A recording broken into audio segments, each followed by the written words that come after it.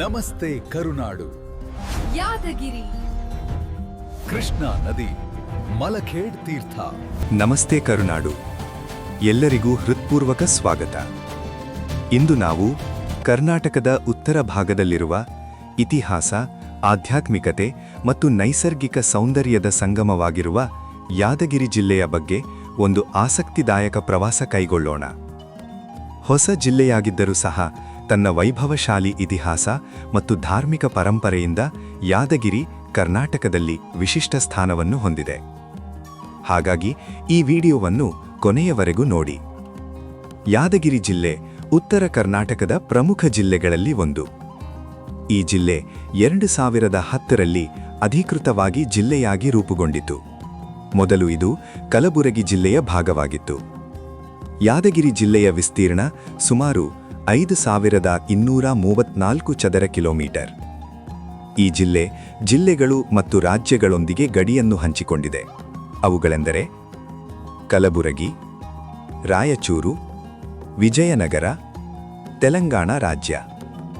2011ರ ಜನಗಣತಿಯ ಪ್ರಕಾರ ಇಲ್ಲಿ ಸುಮಾರು 11ರಿಂದ 12 ಲಕ್ಷ ಜನಸಂಖ್ಯೆ ಇದೆ.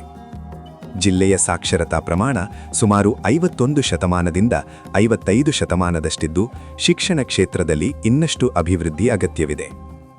ಯಾದಗಿರಿ ಜಿಲ್ಲೆ ಡೆಕ್ಕನ್ ಪೀಠಭೂಮಿ ಪ್ರದೇಶದಲ್ಲಿದೆ.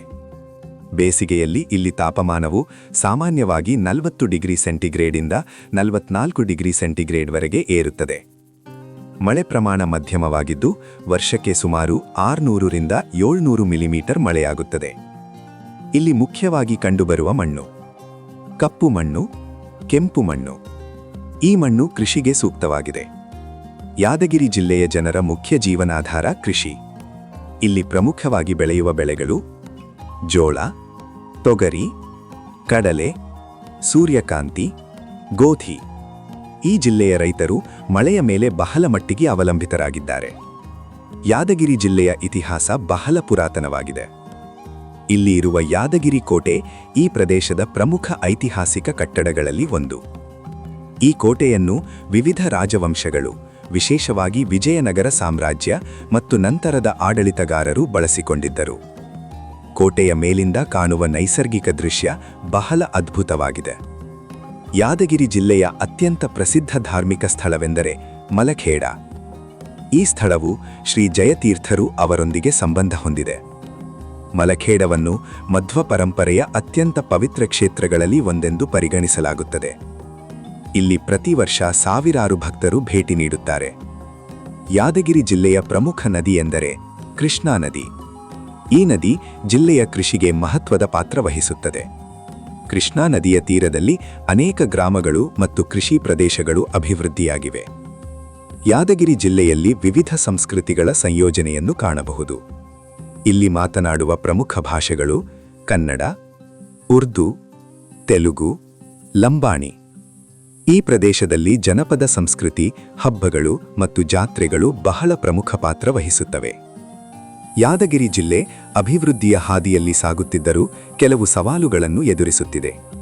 ಅವುಗಳಲ್ಲಿ ಪ್ರಮುಖವಾದವು ನೀರಿನ ಕೊರತೆ, ಶಿಕ್ಷಣದ ಮಟ್ಟ ಕಡಿಮೆ, ಕೈಗಾರಿಕೆಗಳ ಕೊರತೆ, ಯುವಕರ ಉದ್ಯೋಗ ಸಮಸ್ಯೆ. ಇದರಿಂದ ಅನೇಕ ಯುವಕರು ಉದ್ಯೋಗಕ್ಕಾಗಿ ಬೆಂಗಳೂರು ಮತ್ತು ಹೈದರಾಬಾದ್ ನಗರಗಳಿಗೆ ವಲಸೆ ಹೋಗುತ್ತಿದ್ದಾರೆ.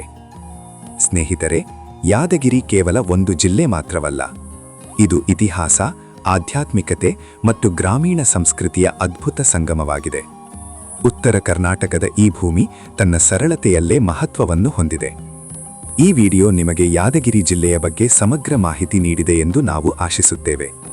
ಈ ಮಾಹಿತಿ ನಿಮಗೆ ಇಷ್ಟವಾದರೆ ಲೈಕ್ ಮಾಡಿ, ಕರುನಾಡ ಕುಸುಮ ಚಾನಲ್ಗೆ ಸಬ್ಸ್ಕ್ರೈಬ್ ಮಾಡಿ ಮತ್ತು ನಿಮ್ಮ ಸ್ನೇಹಿತರೊಂದಿಗೆ ಈ ವಿಡಿಯೋವನ್ನು ಹಂಚಿಕೊಳ್ಳಿ. ಮುಂದಿನ ವಿಡಿಯೋದಲ್ಲಿ ಕರ್ನಾಟಕದ ಮತ್ತೊಂದು ಜಿಲ್ಲೆಯ ವಿಶೇಷತೆಯೊಂದಿಗೆ ಮತ್ತೆ ಭೇಟಿಯಾಗೋಣ. ಧನ್ಯವಾದಗಳು.